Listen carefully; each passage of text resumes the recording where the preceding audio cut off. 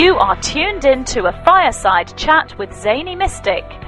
Join us now on another exciting metaphysical journey. Relax, tune in, drop out, and take a seat by the fire as we explore new realms and possibilities. This is Magenta Pixie. You can find me at magentapixie.weebly.com. But now, here is Zany Mystic and guest. Enjoy the show.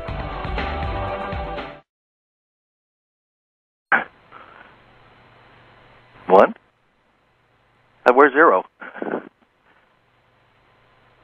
Okay. One. You brat. Let me know when we're at zero.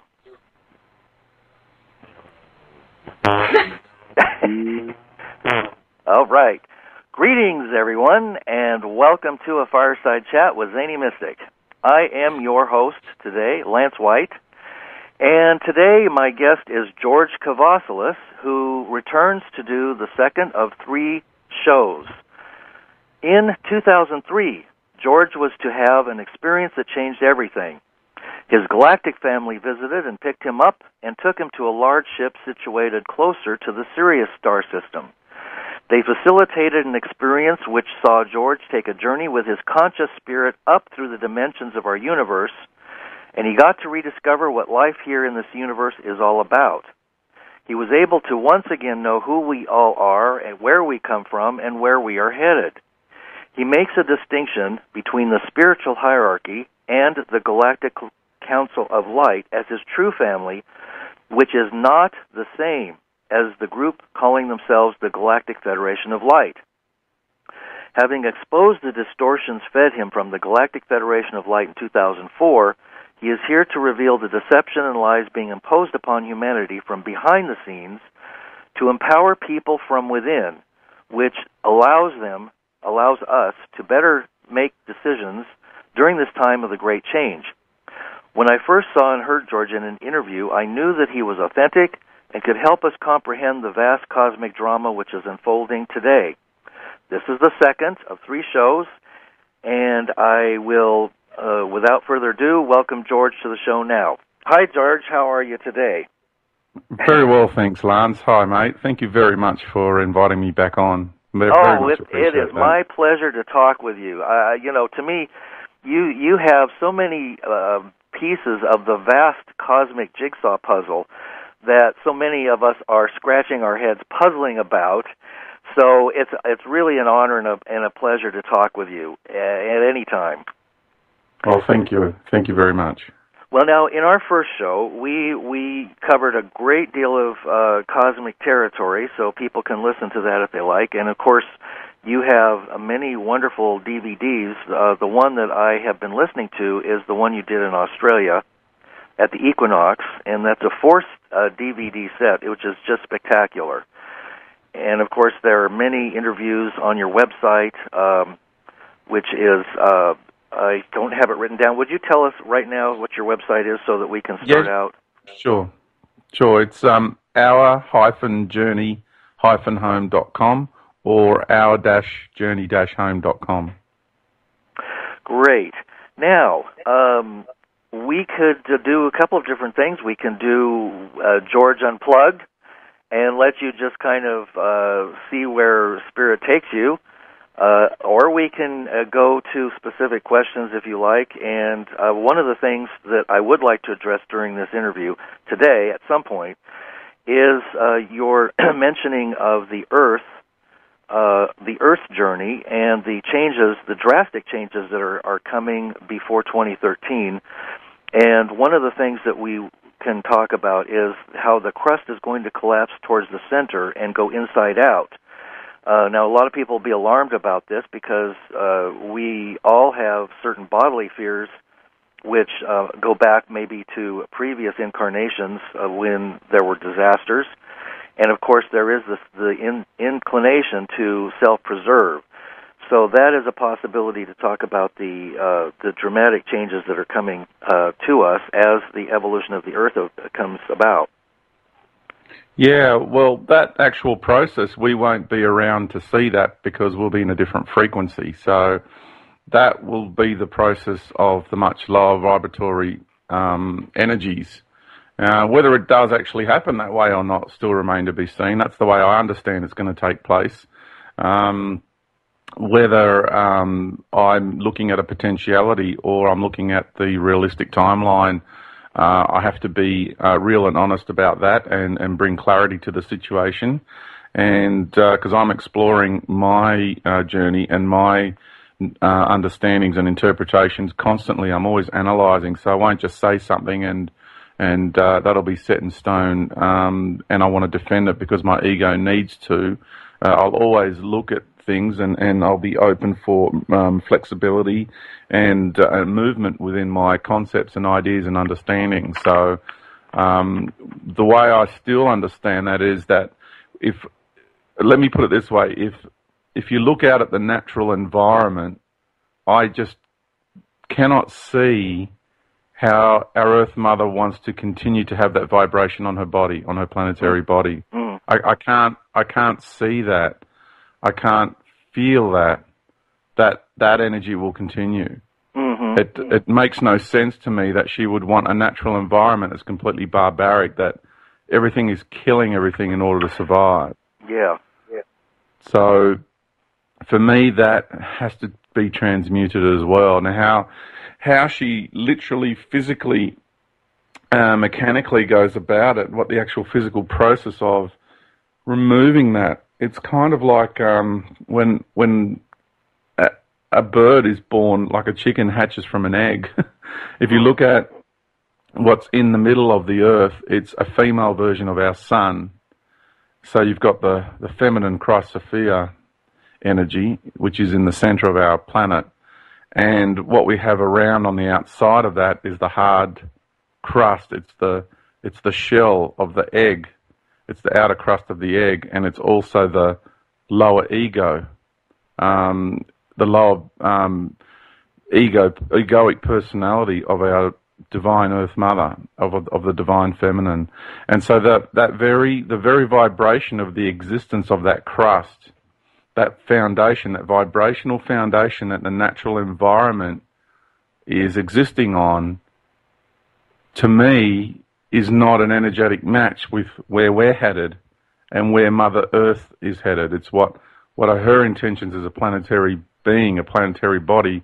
What is she intending to become in the very near future, and what are we intending to become as a race, living on her planetary body? So whatever we do will be in sync with what she does, because if you look throughout the cosmos, the only races that are not moving and evolving in synchronicity, in a symbiotic relationship with their planetary bodies, are ones who are using technology and are disassociating themselves from the path and the growth and the intentions of that planetary body.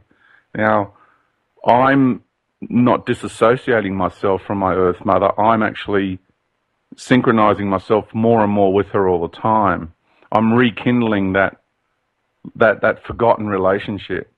So the more I bond with my Earth Mother, the more I get to know her, the more I get to remember, is the right word, the more I get to remember what I'm actually doing here, the more I get to remember what we as a race, the collective human soul, what are we doing here, and what we wanted to do together as a collective human soul with our Earth Mother. And so when you look at this breakaway civilizations, there's more than one. So there's one at the moment that's very highly technologically advanced and has broken away behind the scenes. And then you have this other one that's on the surface of the planet that we can see in the public arena, which is also based on technology and very low vibratory expressions and manifestations, which are not in sync with the planet, which actually are hurting the planet. They aren't taking this journey with her. And then there's a whole range of people such as yourself, Lance, and myself, and many, many others who are awakening and are going through the process of re-establishing a conscious, aware connection with their Earth Mother, and realise that, hang on a minute, we actually came here to become light.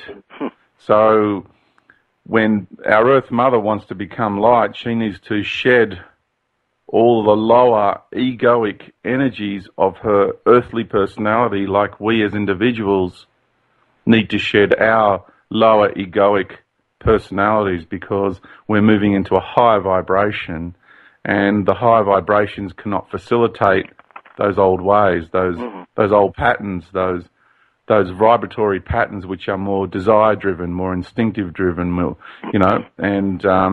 and if you look at the natural kingdom, it has been set up the way it was set up to facilitate our existence here. So it facilitated us being consumers, in a consumeristic way of being, because when you look at nature, the whole thing is consumeristic. Everything consumes everything in order to survive.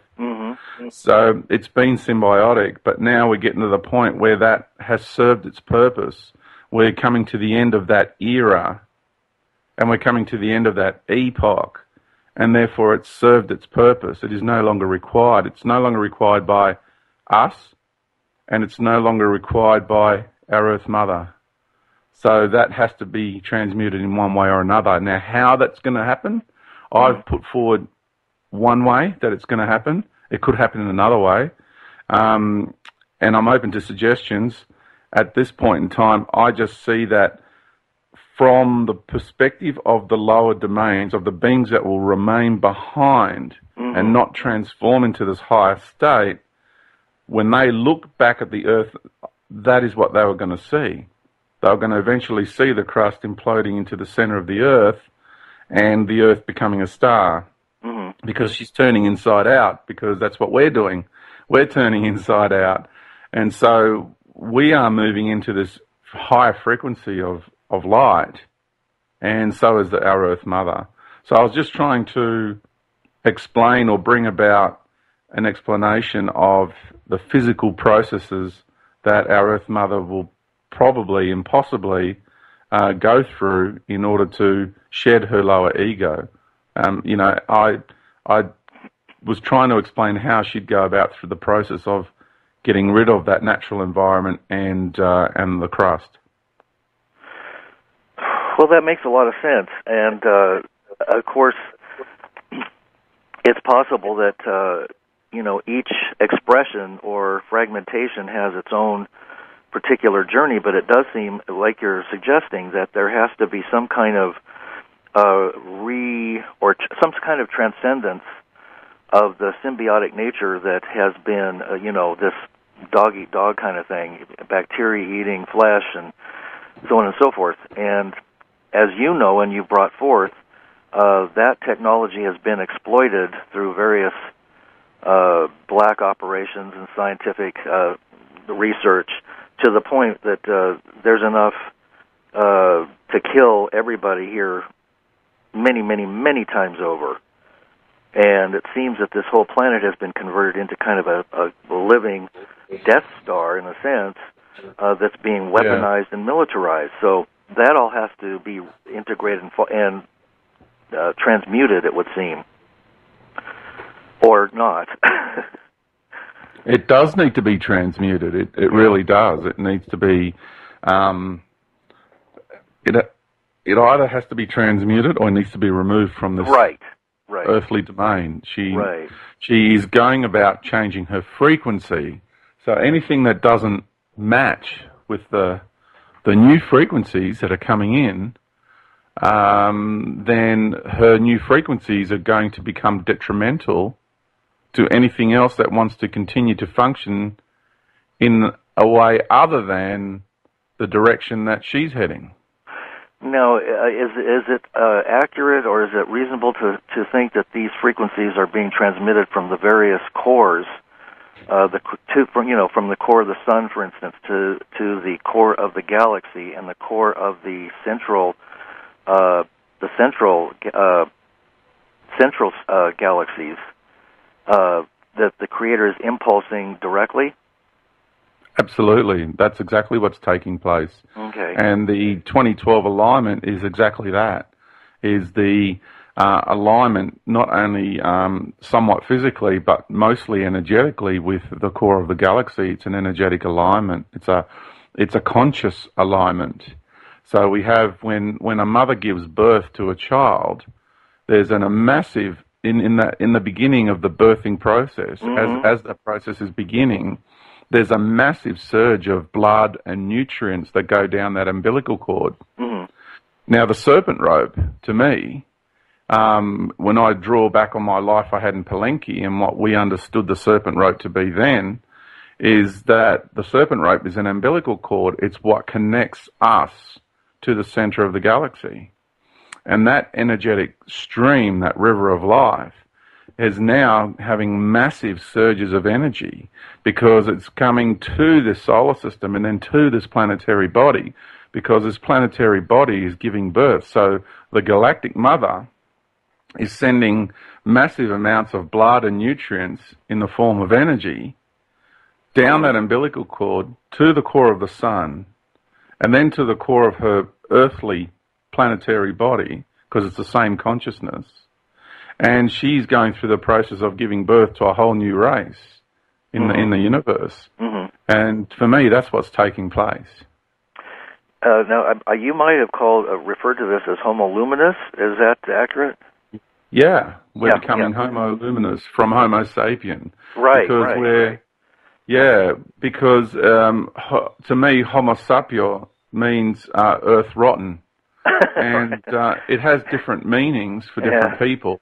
Yeah. But when you put those two words together, it makes sense that if we remain with the lower animal consciousness only of the raw animal Homo sapien, and we don't evolve into human, which means a godly being of godly mind, then we will turn this earth rotten. And the words homos means earth and sapio means rotten.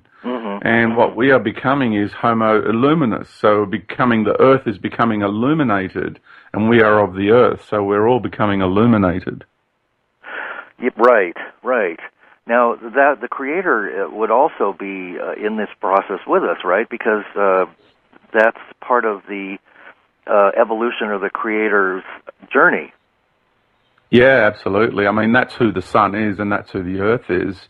The Creator has manifested itself as this galaxy, as the Andromedan galaxy, the Milky Way galaxy. So you've got the masculine aspect manifesting itself, because now we're taking into consideration this, what's known as the divine plan of creation, or the road to compression. And so what the Creator did was, because the way the Creator functions is, if you put yourself in the shoes of being a creator, would you just create an arena, a reality, and just let other beings go in there and sort it out for themselves?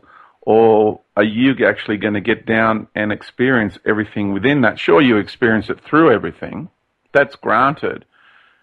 But are you going to get down there and experience it just like every other being experiences your creation? So I need to preface this next section of the conversation with that concept, because a lot of people have different ideas about the Creator, how the Creator works, and I'm really trying to get away from this word God. Right. Okay. Right. Because that word is just so overused. Right. And it's got too many connotations on it. So if you look at yourself as being from the point of view of being the creator of a universe, how do you go about behaving as a creator? So the point I'm trying to make is that the way this creator functions, and I'd like to think that's the way I would function as a creator, is that everything that I facilitate for every experience for any being to have within my universal creation, then I would go about experiencing it down there to the same degree and the same extent with every being in every level of my creation. And not sit there all high and mighty and just point the finger, that I would get down and dirty with the people. And because I see us as all being equal. So that's the creator that I know. I know that the creator behaves like that. So we've manifested ourselves as galaxies, then so has the creator. We've manifested ourselves as stars, so has the creator. We've manifested ourselves as planets, so has the creator. To think that the creator only does it through us is quite small-minded. It really is. It's not a complete understanding of the actual creative process. And so once we had created all these sparse galaxies and we reached maximum expansion, we needed to create a pathway back to reintegrate everything. And the Creator took responsibility and facilitated this process personally. So the masculine expression of the Creator, Universal Creator, manifested itself as the Andromedan Galaxy, and the feminine aspect manifested herself as the Milky Way Galaxy. And we call it the Milky Way because it's not just because it's white, it's because it's the nurturing of the mother's milk. It's a galactic womb we've entered inside. And what they have done is they created a microcosm of the macrocosm. So to reintegrate all our fragmented aspects, we need to create a more compressed arena of reality. So what they've done is you take a galaxy from out there and you create a fractal of that galaxy. Everything that's ever been, everything that's ever said or done or experienced within that galactic paradigm, you compress it, and you compress it down into the form of a star system. You then take that star system and you place it inside this galactic worm. And then you take another galaxy and you do the same. And another one and you do the same. So every single star system in this galaxy is a fractal of a galaxy. And that's how we have created this road to compression. And I say we because you and I, Lance, and many, many on this planet have had a participatory process in manifesting this. So the Creator doesn't just do it by itself. It's an inclusive process. So we learn and co-create along the way. So there's many beings that have been helping and managing this process as well. And therefore we've all come into this galaxy, and then from the galaxy, certain star systems were used to transmute certain archetypal energetic patterns, and then from there we came to this solar system, and then from this star system it was then compressed down into one planet.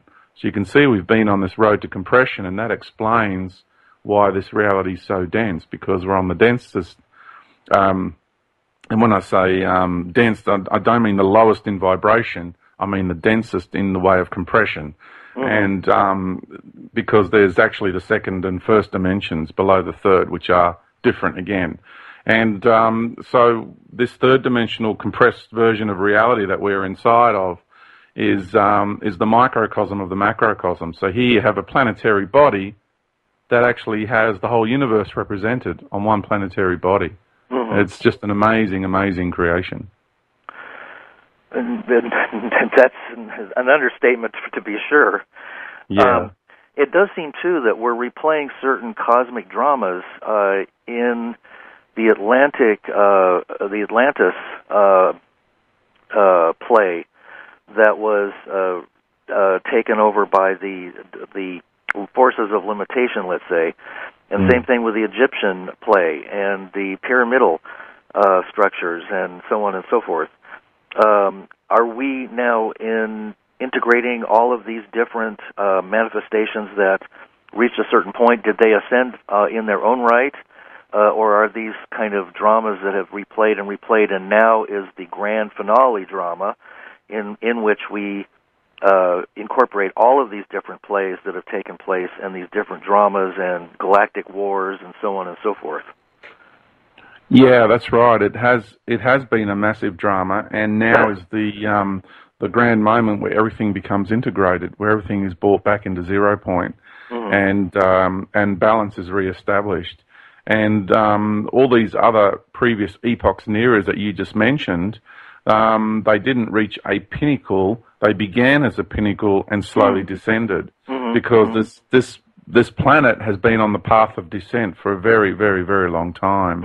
And it's interesting you should bring that subject up, because when you look back at all the ancient writings and the ancient philosophies and the way people went about doing things to attain spiritual awareness, or, for want of a better term, to reach a very high level of spirituality, or even to reach an ascended state, when they were doing these processes, thousands of years ago and over 10,000 years ago, those philosophies were applicable to that era. And what I've come to discover in my life's journey is that those philosophies are what we all engaged in a long time ago. And what they do, is, especially when you do it through the chakra body and the pineal gland, that version of enlightenment, which is what we know from ancient texts, right, is actually achieves a fourth dimensional cosmic mind version of enlightenment, because the pineal gland is situated in the brain and the mind. It is not in the heart. And what I've come to know is that the true version of enlightenment, to get to the real universal level of enlightenment, one needs to go through the heart. So we've got to go beyond the chakra body. And that was really big revelation for me. Like that was pretty big. And to understand that the chakra body is not the ultimate. If people think the chakra body is it, then that's what they will achieve. They will achieve fourth-dimensional cosmic mind level of enlightenment. They're not going to get the real enlightenment happening. Right. So I know that from my personal journey, because in times in the previous cycles and eras and epochs, I did that other version of enlightenment. And now I'm here to achieve the full-blown version of enlightenment, which is through the heart. Exactly. It's funny, too, because I was just in a teleclass on the Internet with Carmen Bolter, who's in Egypt, and Robert Boval, who's done quite a bit of research as well. And they were talking about the corruption and the degradation of the information from the Egyptian pyramids. And it's funny that you should mention that the chakra body is part of an old paradigm, and the pineal gland. I was looking at these pictographs of the Egyptians with the snake coming out of the third eye, and it occurs to me that this is old technology. The reptilian brain is part of the brain, and the Egyptians used to weigh the body, and they'd discard the brain, and they'd weigh the heart. The heart was the only thing that worth keeping. So I think you really are calling it right, that we are transcending all of these old things. Even the New Age has come up with, they're not just 7 chakras, there are 12 chakras, and then they expand it out into the galactic chakra, and then the one below the feet is something, blah, blah, blah. But it still feels to me that this is old technology, that we really need to go beyond all of this stuff. Well, I could get really down and dirty and tell you how it all links up. I mean, the chakra body. Down and dirty is good, if you like. Yeah, well, this is some pretty big stuff. I mean, the chakra body is linked to Saturn. Oh, I want to get more into that. And I've had some really big personal experiences with that Saturn energy of late too. So I'm going through the process of breaking free from that. See, I'm moving beyond the rainbow body. The rainbow body is is kind of like the version that has been. It's got a beautiful marketing campaign behind it. It's all up in lights. It's all razzle dazzle. It's all about blissing out, and it's a very, very clever program that our good old buddy and mate, Mr. Jehovah, as you know, on one version of his cosmic consciousness, and he's manifested himself as the planet Saturn in this this cosmic drama that we're involved in here, and he's created an energetic system to assimilate people into its synthetic light paradigm, and that's what I was trying to explain to people before. When you've been deprived of love, when you've been plunged into such a deep negative charge for so long, and then that is the problem that has been created. So we're looking at problem, reaction, solution here. The reaction is we're crying out for love, we're crying out for freedom, and this being comes along and creates this razzle-dazzle body, calling it the rainbow body. And when you really look at it, it's a fragmented state of being. It's not. It is. Because when I went into the fifth dimension, in this lifetime, the embodiment that I have there is a single energetic center in the middle of the chest. And when I project myself down into the lower domains of the universe from there, then my energetic center fragments into multiple energetic centers. So the so-called rainbow body is not enlightenment. It's a much bigger playing arena than the one we have here. It's far more stimulating than what we've been experiencing in the last eras and epochs here on this planet, but it is designed that way so then you can be introduced, or I would say assimilated into that structure, and then it would feel very stimulating, very freeing, and very liberating, because that was the plan all along. So that is the solution that these energies want to implement to the problem that they have created by plunging us into such a deep negative charge. Now, and you've got to look at Saturn too. I mean, each one of the rings, you look at the A, B, C, D, E, F, and G ring. It's the musical scale, and and each one is coordinated with each of the chakras. And and what it's doing is it's using harmonic leverage to control and influence the solar system.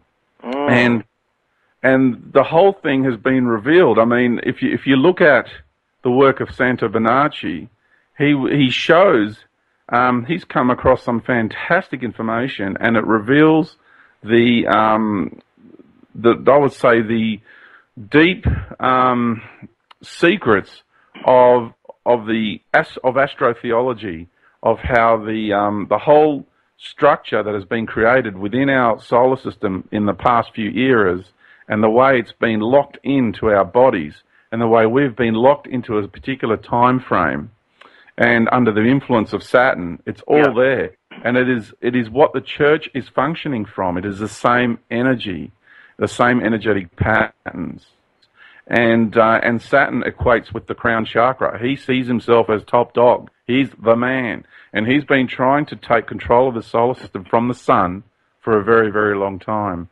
And if you can look at planets as people, if you can look at stars as people, if you can look at star systems as people and galaxies as people, then your whole paradigm just blows wide open. Because we are planets, we are stars, and we are galaxies. They are all individual living beings with individual personalities. And when you look at this from a much larger perspective, the whole thing becomes really clear. Oh, yes, no question about that. I've had a feeling for some time that Saturn has to do with the entrapment of consciousness in matter, that it has something to do with the slowing down of time to capture matter, and then with the five senses being the ones that we're forced to use and encouraged to engage with, that slowly the other 355 senses are degraded, and we're not as capable of connecting with our own source within due to, a number of things. We're assaulted on every level by these other frequencies that are being used to control artificial intelligence from the various planets, fluoride in the water, radiation, chemtrails, assaults from television, radio, and media. So we're really, they're really doing a good job at as our hired help. Now, what does the Creator have to say about Jehovah's renegade program here? It's obviously not renegade, but doesn't the Creator get a chance to step in? I guess you kind of addressed that in the previous show about not engaging in the actual actions, because once you reach into engage in the creation, you are subject to being degraded by it yourself. Yeah, well, the process that the Creator is using is, if you look at this solar system, and who is the solar system? Mm-hmm. So the solar system is the consciousness of the sun. Mm-hmm. And you say, okay, so who is the consciousness of the sun? And, we are inside that body, that mm-hmm. solar embodiment. We are mm-hmm. within the embodiment of the solar system. And when one rekindles one's relationship with the reality they have chosen to, have such a deep and intimate relationship with, and be in a symbiotic co-creative process with, then you come to realize that, hang on, the consciousness of our sun is actually a masculine expression of the universal Creator itself directly. Mm-hmm. And you think, crikey, and, you're incarnated on the feminine aspect of the Creator directly. Mm-hmm. And so you've got the twin flames of the masculine and the feminine being the sun and the earth. And then you have all these other planetary systems that are within our solar system that have been, from a much higher level of awareness, have been contracted to come here to play their role in this drama, in this cosmic drama that we're a part of, for the purpose of facilitating a set of experiences which will see us re-attain balance, bringing everything back into balance. So we needed to create a very, very intense environment for us to be able to do that. And the form that we call human that has been created here, because it is a godly being of godly mind, is the intentions of the creation here, then the human form needed to be tested to the nth degree. And we have been. We've got everything being thrown at us from every angle possible. I mean, this Saturnian energy has not left the stone unturned. It has come at us from everywhere, like you mentioned, whether it's technology, whether it's food, whether it's spiritual philosophies, cultural philosophies, water, the manipulation of the Earth's ley lines, the grids, the medicines, the everything, absolutely everything is being thrown at us. And here we are, Lance, and we're still getting through it, mate. And so the way the masculine energy is dealing with this is to reclaim sovereignty. It's now saying to Saturn, hey, buddy, this is my body. You and I had an agreement. You were going to come here, facilitate this, test everybody to the nth degree. But what's happened is Saturn has become self-deluded and has become addicted to feeding off the people. It's addicted to its role. It's like, think of it like an actor playing an acting role in a movie and not being able to get out of character. You know, being stuck in that. It becomes addicted to that. And that's what's happened to the Jehovian Saturn consciousness. And it's unfortunate. So we have to, and in a way, it's kind of a good thing because, I mean, it's achieving maximum compression here to get everything back to 0 point. So you've got this really beautiful universal consciousness, our light that's rising up from within us, and then you have this other energy that's pushing it back down. So right at the very end of the process, it's creating maximum compression and forcing everything back into 0 point. So it's playing a very, very important role. But the way to free yourself from it is to reclaim sovereignty. So the sun is saying to Saturn, hey, buddy, you've forgotten this is my body, my embodiment. You're actually a guest here. Stop trying to, take control of everything. You don't own everything, because that's what he thinks. Saturn thinks he owns everything and he has a right to everything. And it's just about reclaiming sovereignty. And that's the way the sun's going about it. And that's all what we need to do is reclaim our sovereignty over our beingness. Yes, absolutely. And that kind of brought up some images of the Matrix trilogy, where towards the end, the light simply breaks up from within and destroys the artificial paradigms that we're trying to control and take over, which it seems like a very accurate depiction of what's going on here, that we have to believe that there's a possibility that will occur for this to be a real feeling game. And it does we don't even have to believe it. Sorry to cut in there, Lance, but it's a very good point that you just made, because you are a star seed. I'm a star seed. And what does that mean? It doesn't just mean we come from the stars. It means we are here to turn this planet into a star, to turn us into a star. We're bringing our star light into this reality.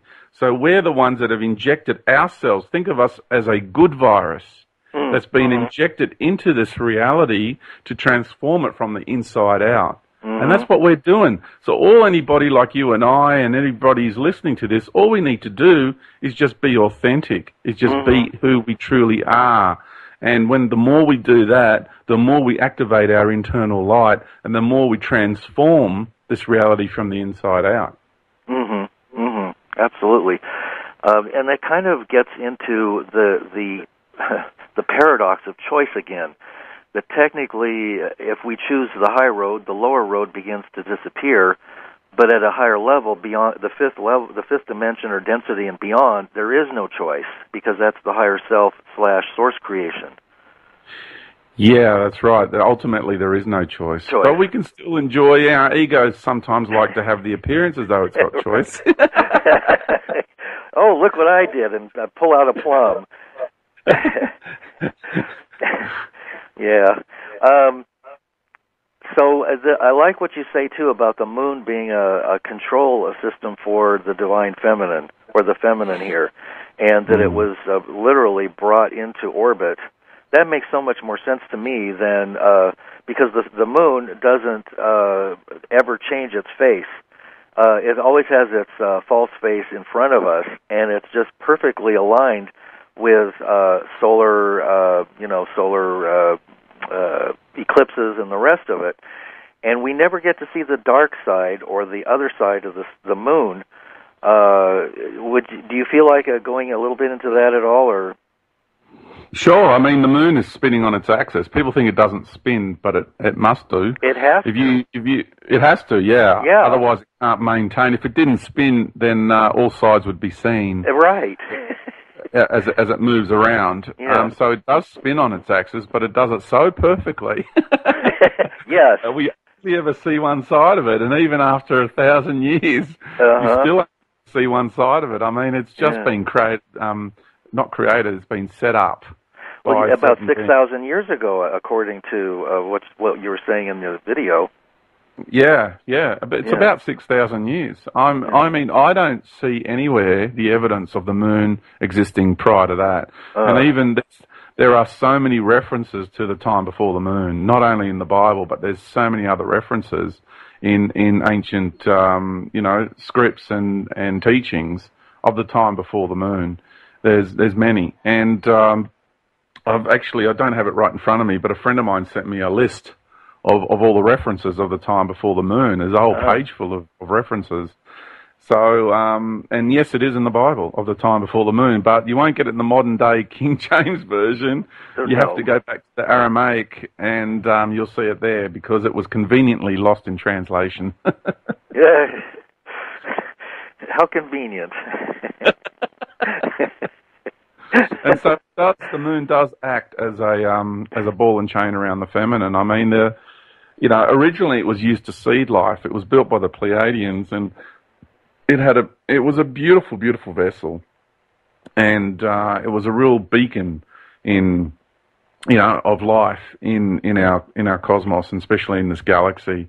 And the Pleiadians built it to seed life. It's just amazing. It had its own ecosystem, and there were so many of us. I remember at one stage being involved with it, and we worked on. There were so many different beings working on many, many different levels, be it on the ethereal level, be it on the astral level, be it on the physical planes, and it was amazing because when you seed life somewhere. There's a lot involved. I mean, you look at our natural kingdom, think of, people probably don't realize just how much work has gone into creating such a domain. It's incredible because you've also got to know what the soul contract is of all the beings that are ever going to experience that reality. Oh, yeah. Because whatever set up, you've got to know which direction it's going to head in. So down the track, then you know how it's going to facilitate the set of experiences someone wants in a million years from the moment you're putting something together. So maybe, a few billion years from the moment you're putting something together. So someone like myself comes along and wants an incarnational experience on that reality 4 billion years down the track from the time that you're setting up a planetary system, Lance, then you have to be in connection with the universal creative process. You also have to be in connection with my soul. Right. To set things up so it can be exactly how I want it to be in 4 billion years from the moment you seed something. So the outcome is known. It's massive. I mean, the amount of knowledge, the amount of processing, the amount of work, the depths that we function on to set our reality up. The magnitude of it is mind-boggling when you really, really start to grasp the concepts and the reality behind it. Not some collective notion of it, but to actually really grasp it for real. Are there vast teams of creator gods such as ourselves, and that plan this all out to the nth degree? And is there room for things to go awry? And another question is... Good question. Can I answer that one first? Yes, go ahead. Let's go there. Because that's a big one you just asked. Yeah. Okay. Okay.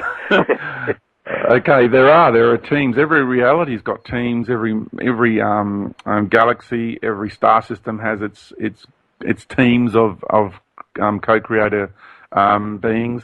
You've got management councils.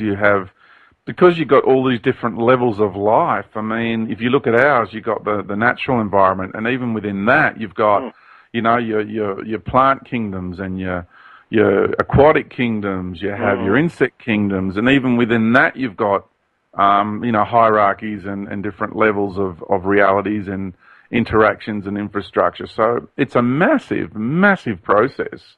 It's not so straightforward.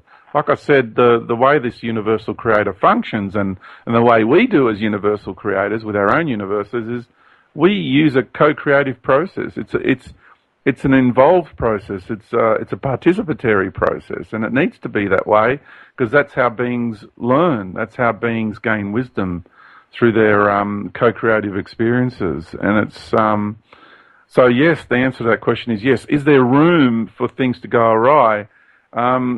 In the lower energetic patterns, there is.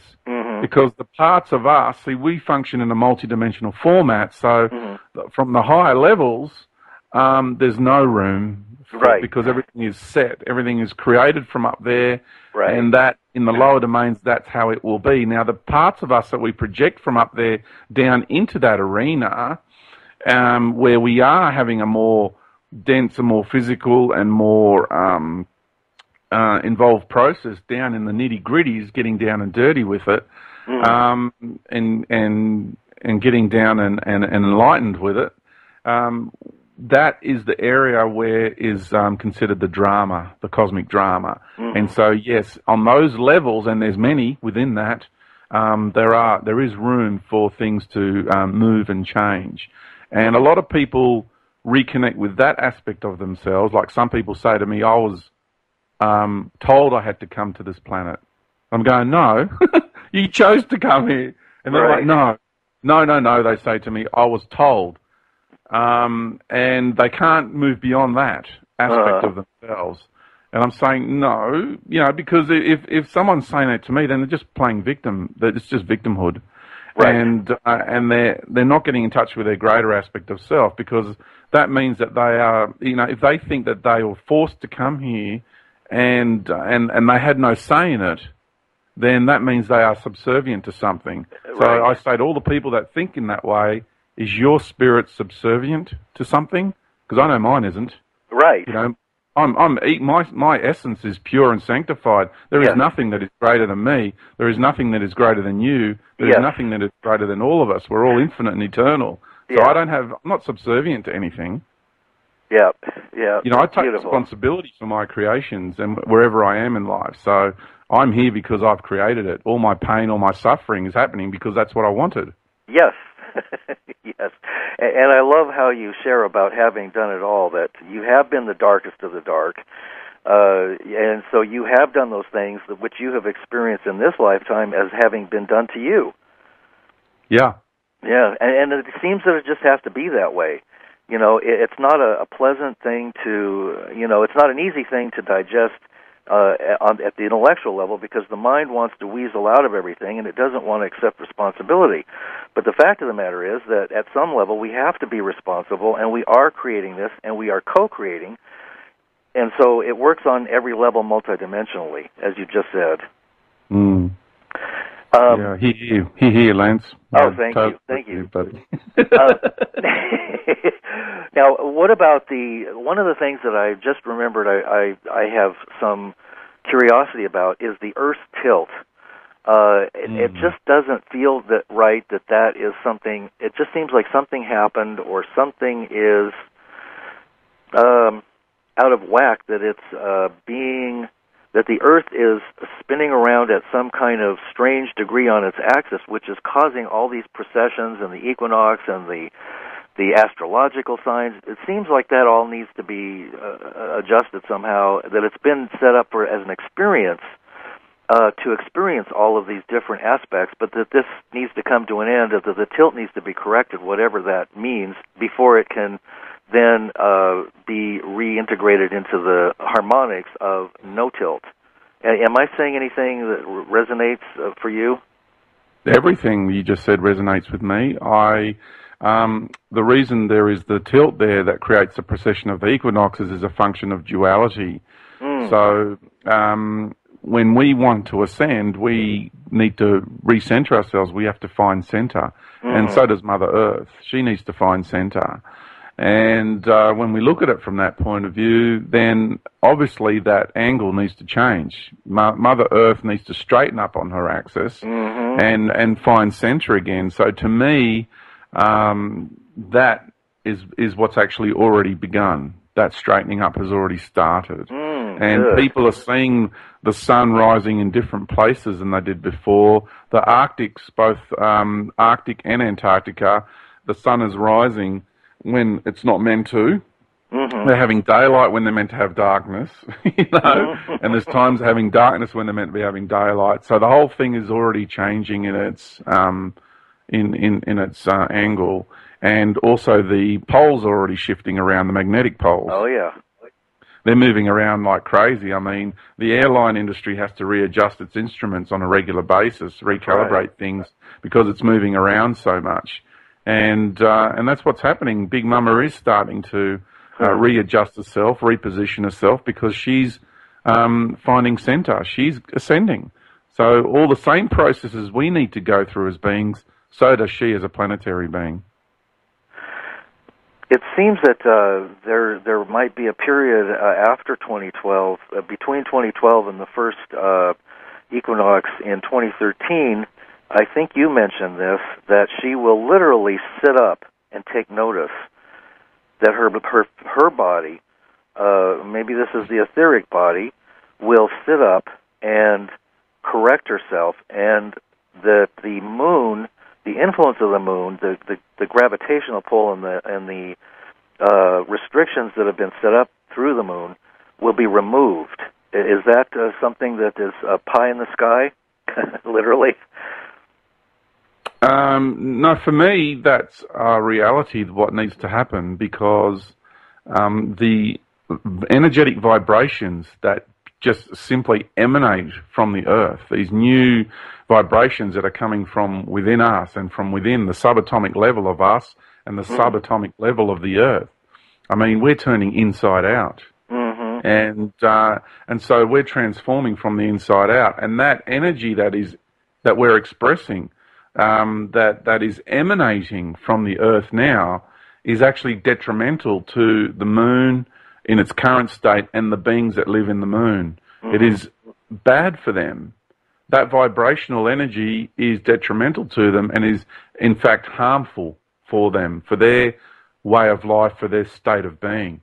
And all the interactions that I've had personally to do with the moon and the beings on the moon, they have to be relocated. They cannot stay around the Earth because the light in the near future that is going to be emanating from this body will actually harm them greatly. So that moon has to be taken out of here. It seems that the force of Jehovah and the Saturnian control paradigms, do they get to evolve at some point? I mean, is Jehovah just insane with power? And it seems that there's such a psychopathic element here that is just completely destructive of all organic life. Is there a correction in store for Jehovah after all these eons of controlling and enjoying and pulling the power out of our life force? Sure. There's other beings that are lining themselves up to step up to the mantle, and eventually that being will learn and move on. At this point in time in the evolution of our universe, he's probably the best at it. I mean, he's the guy that is the most arrogant, is the most self-deluded. I mean, he's claiming to be the creator God of all things and all of creation everywhere, on all levels of life. And it's that aspect of him is self-deluded. Now, when we meet this being on the high levels, he's a great guy. We love him. He's one of us. He loves us. There's, don't forget, we're just commenting on the lower aspect of one of our brothers and sisters in the true light, who are playing and facilitating this incredible role for us. So, yeah, that's right. And ultimately, he's working in conjunction with the Creator. Right. Yeah, it's so easy to forget that and to slip into the mask that we wear. But when the mask comes off, we're all great friends, ultimately. Absolutely, yeah. So I'm really grateful for him. It's just that, I don't have to like his lower aspect. Right, exactly.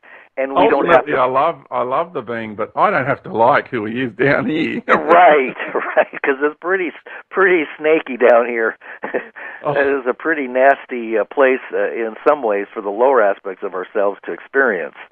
Oh, his self-righteousness is just disgusting. Oh, yeah. Oh, no kidding. And the Vatican and the various forces that have engendered control here, the religions and the rest of it, it's just so smarmy.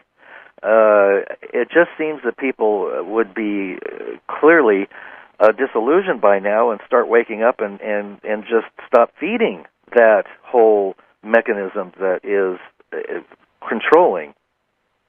Oh, it's still, the numbers are quite small, even though it's changing rapidly day by day. The numbers are still quite small, but that's all that's required at this stage. So watch this thing rapidly change, especially because this reality is changing. The controlling energetic patterns are finding it really hard to hold on. It's kind of like, a hole in the dike, and you plug it with your finger, and then there's another hole, and you plug it there, and then there's another hole appears, and you plug it there, and they can only do that for so long, and the whole thing's just going to go boof.